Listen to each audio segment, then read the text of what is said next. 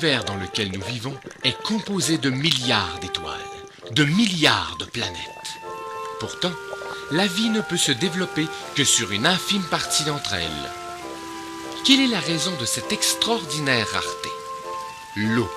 L'apparition de la vie dépend entièrement de cet élément crucial qui ne peut exister sous forme liquide qu'à l'intérieur d'un anneau très fin dans l'espace qui entoure une étoile.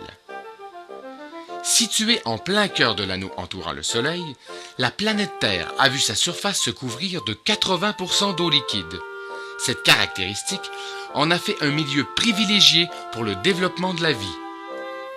Longtemps considérée comme une ressource inépuisable, l'eau douce, l'eau pure, n'est pourtant pas présente sur toute l'étendue du territoire.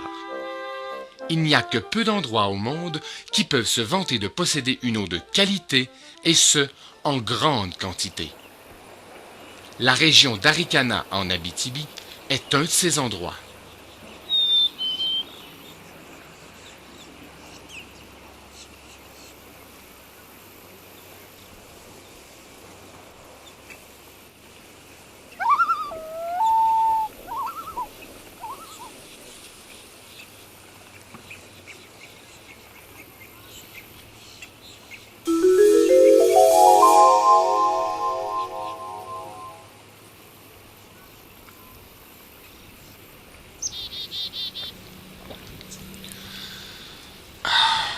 L'eau d'Amos.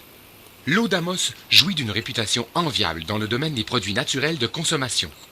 Elle permet aux habitants de la région de boire une eau de qualité comparable et même supérieure à plusieurs marques populaires d'eau en bouteille, et ce gratuitement et dans le confort de leur foyer. En effet, les résidents retrouvent dans leur verre une eau de qualité, contenant entre 53 et 200 ppm de sels minéraux, soit l'équivalent, en comparatif démographique, entre les habitants du lac d'Espinacy et du lac Chicopee. C'est aussi ce faible taux en sels minéraux qui lui procure ce subtil fumet sulfureux, nous rappelant le doux craquement d'une allumette. Mais qu'est-ce qui confère à l'eau de la région de l'Arikana ce caractère si pur, cette exceptionnelle qualité? Pourquoi la nature a-t-elle choisi cet endroit précis pour affirmer tout son potentiel? Pendant longtemps, les scientifiques ont cru qu'il s'agissait d'un héritage des glaciers de la dernière ère glaciaire qui, en se retirant, aurait laissé ici deux des plus grands esquerres de l'Amérique du Nord. Ces esquerres sont ni plus ni moins que de vulgaires amoncellements de sable qui, selon cette théorie, auraient transformé le sous-sol de la région en de gigantesques filtres purifiants. La troublante simplicité de cette hypothèse a su séduire la communauté scientifique qui n'a pas cru bon de remettre ses préceptes en question pendant de nombreuses années.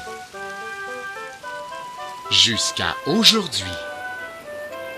Au cours de la dernière décennie, une équipe de jeunes chercheurs s'est à nouveau penchée sur ce fascinant phénomène de la nature. À la lumière de leurs travaux, ils ont produit 3 nouvelles théories susceptibles de remplacer le modèle des esquerres. Ces théories ont su réouvrir le débat et satisfaire un pourcentage de la communauté scientifique. L'observation de grandes zones ombragées à la surface de plusieurs lacs de la région a rappelé aux chercheurs les multiples théories sur la disparition de l'Atlantide et sur la présence possible de ces débris dans le triangle des Bermudes. Ils émirent alors l'hypothèse que d'imposants résidus de pyramides seraient enfouis au fond de ces lacs, méticuleusement alignés sur le tracé des courants telluriques de l'Abitibi. Ces pyramides concentreraient l'activité électrique de l'écorce terrestre afin d'ioniser l'eau des lacs, à la manière de ces fours utilisant les micro-ondes, pour ainsi en éliminer les impuretés. Certains sceptiques ayant souligné l'évidence qu'un tel système aurait fait augmenter la température de l'eau, et donc l'affluence touristique dans la région, les chercheurs ont dû se pencher sur une nouvelle piste.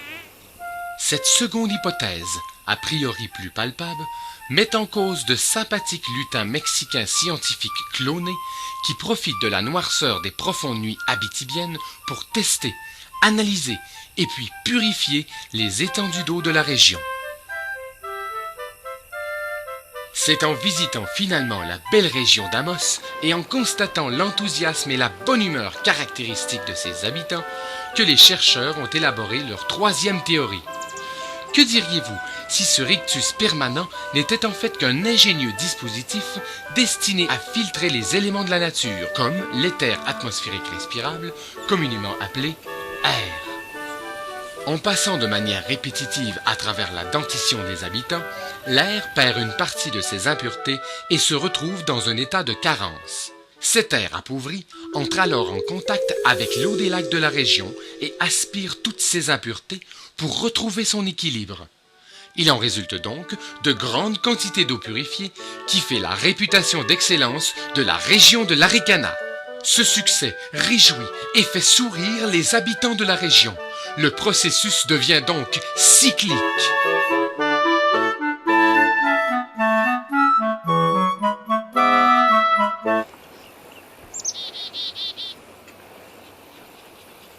Mais selon l'état actuel de nos connaissances, la communauté scientifique tend à privilégier la seconde théorie. L'exceptionnelle pureté de l'eau d'Amos et de ses environs serait donc le résultat de l'activité nocturne de ces sympathiques lutins mexicains scientifiques clonés.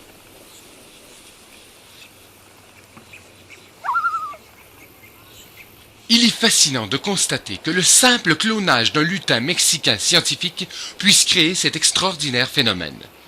Mais combien de surprises comme celle-ci la nature nous réserve-t-elle? Il n'en tient qu'à nous de lui tendre la main, de la caresser et de lui dire « Oh là là, quel bon eau !»